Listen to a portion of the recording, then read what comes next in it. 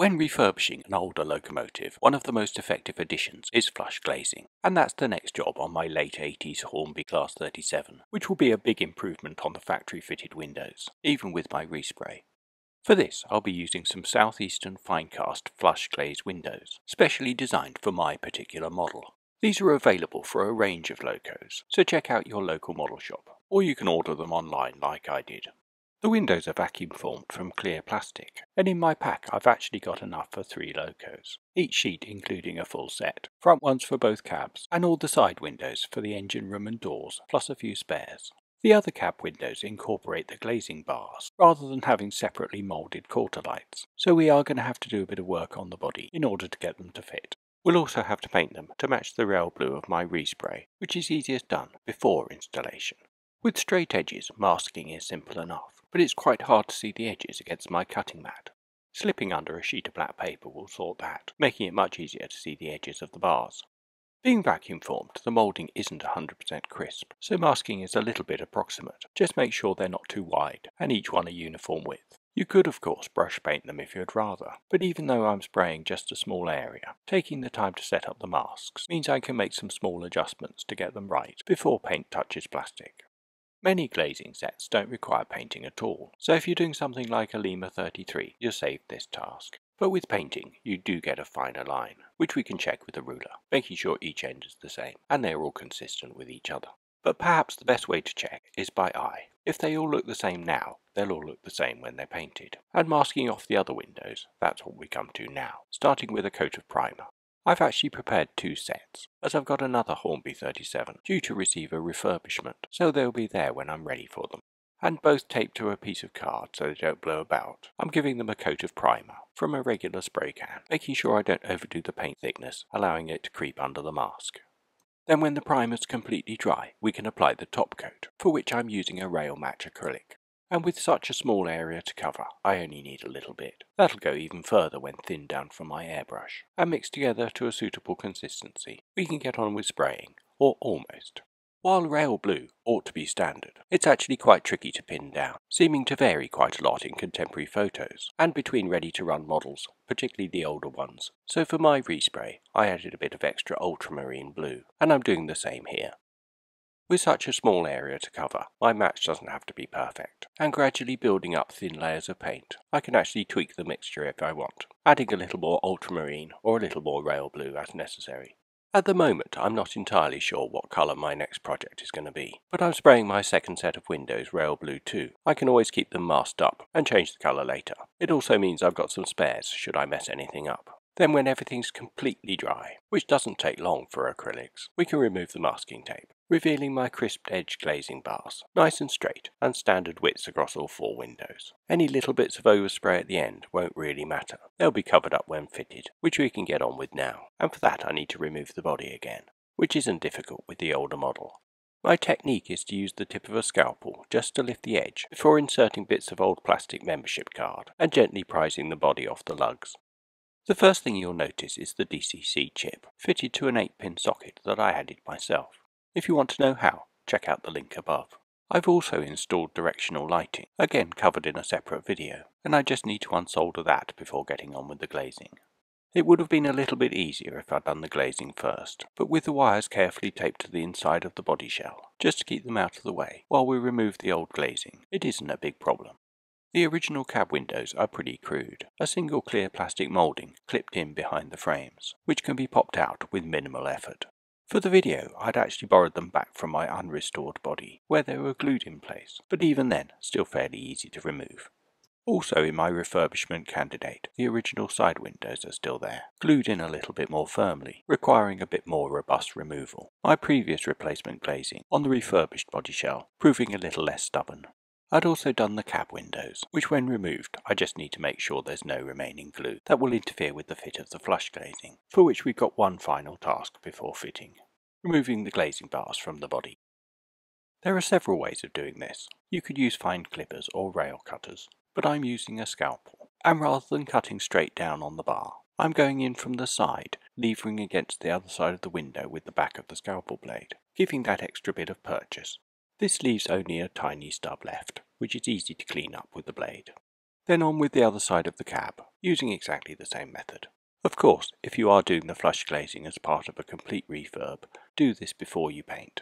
But even with mine already resprayed, any bits of the bare plastic will soon be covered up by the windows themselves.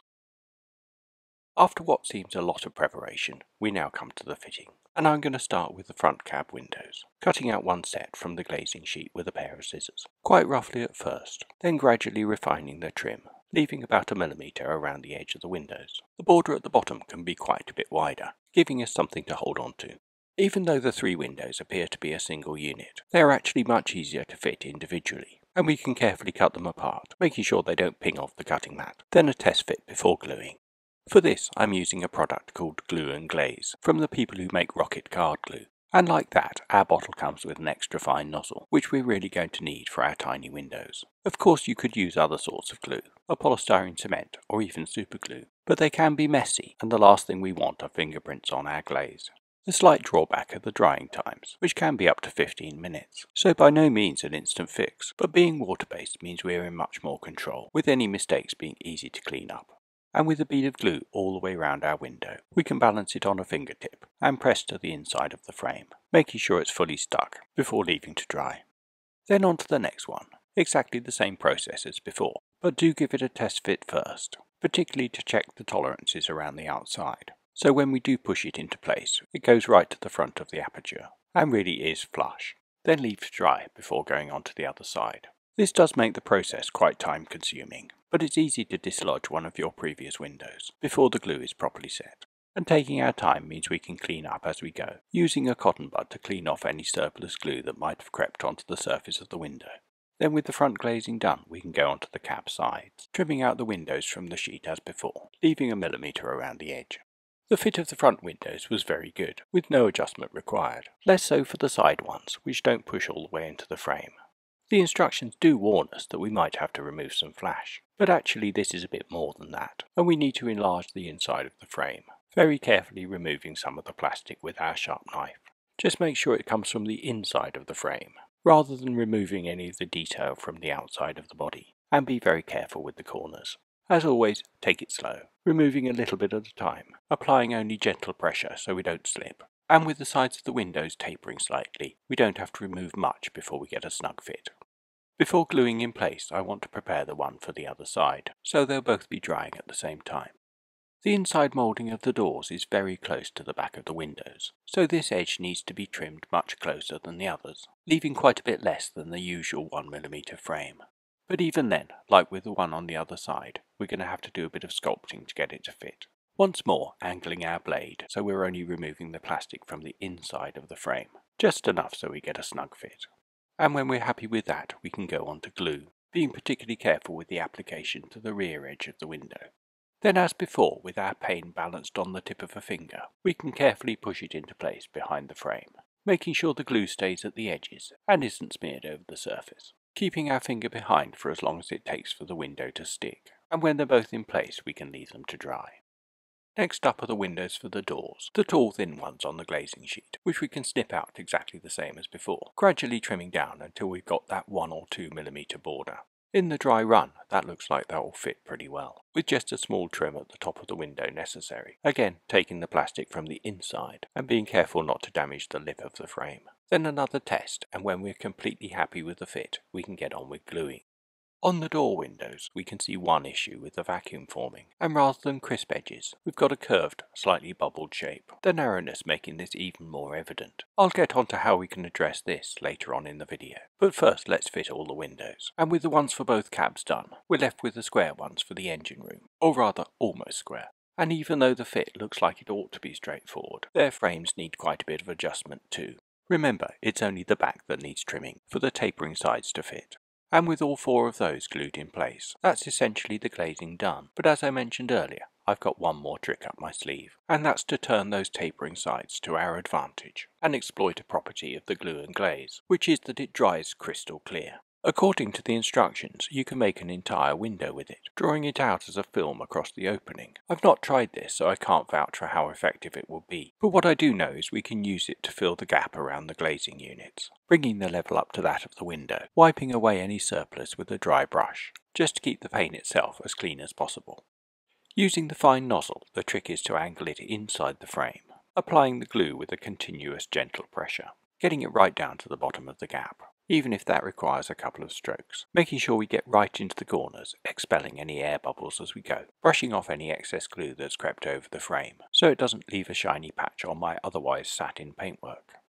As it dries, it gradually clears, until all the milky whiteness has gone. It also shrinks back a bit, so another coat might be necessary, and as with the finer areas, a combination of nozzle and brush can be used to fill the final bits as necessary. Then we really do need to leave everything to dry, both outside and in, before going on to refit the body, which in my case also requires resoldering the wires for the lighting, my 8-pin socket making that really straightforward. A reminder, you can also see that in another video, but best of all, for all my model railway and other projects, why not subscribe? And of course, don't forget to like this one, which hopefully has inspired you to rejuvenate your older locos by adding some flush glazing. A simple and inexpensive way of breathing new life into a 1980s Hornby or Lima. I've already got my next candidate lined up,